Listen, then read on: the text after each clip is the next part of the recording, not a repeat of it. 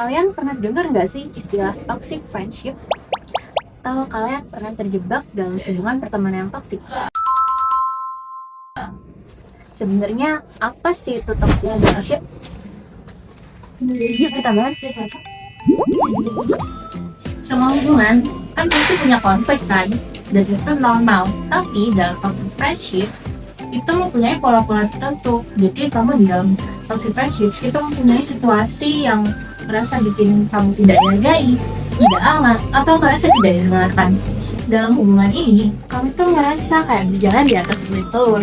Bahkan hal kecil seperti kamu ketika salah ngomong itu membuat kamu merasa ketakutan.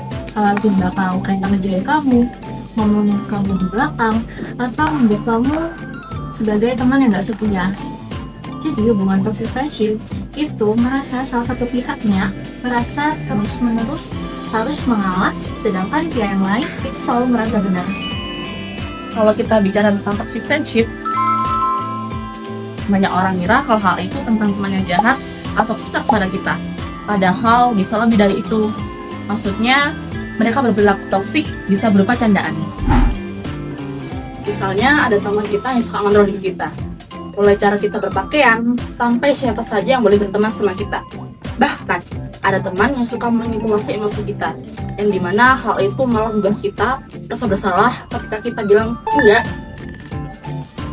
Gak hanya itu, ada juga teman yang datang ke kita ketika mereka butuh bantuan, dan pergi begitu saja ketika kita merasa butuh bantuan mereka. Akhirnya kita merasa selalu berhati-hati, takut dipermalukan, dan secara perlahan-lahan kita merasa kehilangan jati diri sendiri. Nah, selanjutnya kita akan membahas dampak dari toxic friendship. Yang pertama ada dampak emosi. Toxic friendship itu dapat menimbulkan emosi yang tidak stabil, yang memicu cemas, sedih, dan stres yang berkepanjangan karena tekanan dan perlakuan yang direndahkan. Selanjutnya yang kedua itu ada dampak kepercayaan diri. Nah, individu sering meragukan nilai dirinya sendiri karena terlalu sering disalahkan dan diremehkan. Nah, dari situ kemampuan kepercayaan dirinya itu menurun. Nah, selanjutnya dampak yang ketiga itu ada pola pikir. Nah, cara berpikir negatif itu seperti overthinking, takut salah, dan terlalu peduli dengan penilaian orang lain. Nah, ini akan mengganggu fokus dan aktivitas. Yang keempat, selain berdampak terhadap kesehatan mental, toxic friendship ini juga berdampak terhadap kesehatan fisik. Nah, karena seseorang berada dalam pertemanan yang toksik, hal ini akan menimbulkan tekanan, sehingga tekanan tersebut akan memicu hormon stres secara berlebihan. Karena hormon stres terpicu secara berlebihan, hal ini akan menyebabkan rasa sakit kepala, daya tahan tubuh yang melemah, bahkan dengan penyakit kronis. Lalu yang kelima, ada dampak terhadap hubungan sosial dengan orang lain. Ketika seseorang berada dalam pertemanan yang toksik, hal ini akan membuatnya sulit mempercayai orang lain, bahkan dengan niat baik daripada orang baru. Pertemanan toksik ini juga akan membuat seseorang menarik diri dari lingkungan yang sebenarnya dan lingkungan yang sehat. Selain itu, seseorang yang pernah terjebak dalam toxic friendship ini akan merasa dirinya kesepian bahkan ketika sedang bersama dengan orang ramai. Yang keenam, ada dampak terhadap prestasi dan juga fungsi harian. Orang yang berada dalam toxic friendship akan menguras banyak energi mentalnya, sehingga ketika energi mentalnya banyak terkuras, hal ini akan membuatnya sulit untuk berkonsentrasi dalam bekerja maupun belajar.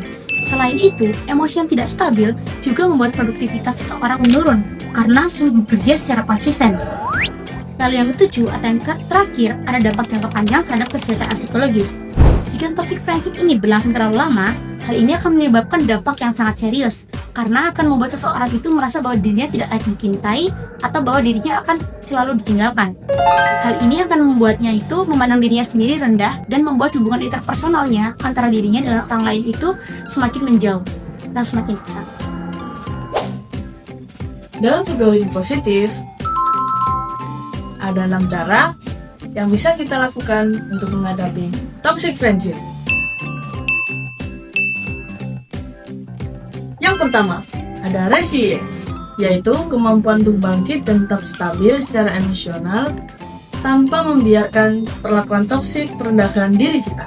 Misalnya, Tetap tenang dan percaya diri meski sering diremehkan, tanpa membiarkan ucapan orang lain menjatuhkan harga diri kita. Yang kedua, ada self-compassion. Dengan memperlakukan diri kita secara lebih baik, menerima bahwa perkataan kita itu valid, dan menyadari bahwa kita itu layak dihargai. Contohnya, berhenti menyalahkan diri sendiri dan berkata, Perasaanku wajar dan aku tetap layak dihargai. yang ketiga, ada forgiveness yang sehat, memilih untuk melepaskan beban emosi yang negatif demi ketenangan diri tanpa harus kembali ke hubungan yang menyakiti. Yang keempat, meaningful boundaries.